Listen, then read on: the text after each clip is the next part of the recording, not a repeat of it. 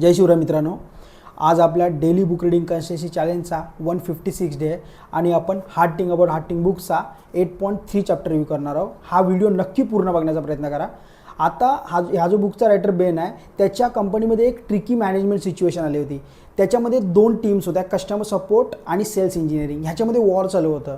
आता सेल्स इंजिनिअरिंगवाल्यांचं काय म्हणणं होतं की बाबा ते लोक जे पण टास्क असाइन करतात त्याला ते कस्टमर सपोर्टवाले डिले करतायत, त्यांच्या अर्जन्सीला ते समजत नाही आहेत। आणि कस्टमर सपोर्टवाल्यांचं काय म्हणणं होतं की ते प्रत्येक गोष्टीला अर्जन्सी म्हणून देत आहेत आणि ते स्वतः थोडे म्हणजे बोलतं ॲनालाइज करत नाही, डायरेक्टली देत आहेत।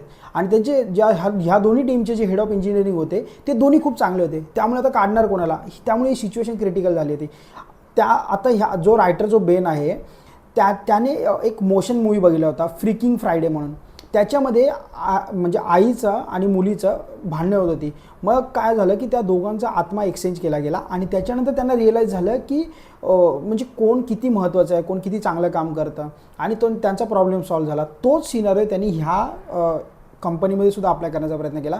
Head of engineering, sales engineering आणि हेड ऑफ कस्टमर सपोर्ट यांना स्विच केलं, त्यांचे रोल स्विच केले। आता त्यांची बॉडी सेम होती, माइंड सेम होतं पण बॉडी स्विच झाली।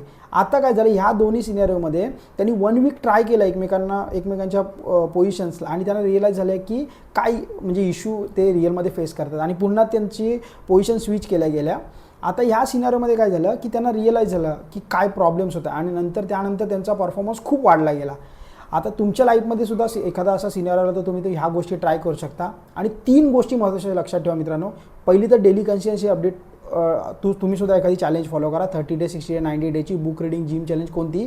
सेकंड, तुम्ही डेली बोलता ना, डेली, मंथली आणि वीकलीचं एक टार्गेट सेट करा आणि तो आजच लिहा, उद्याचा टार्गेट उद्या नका लिहू।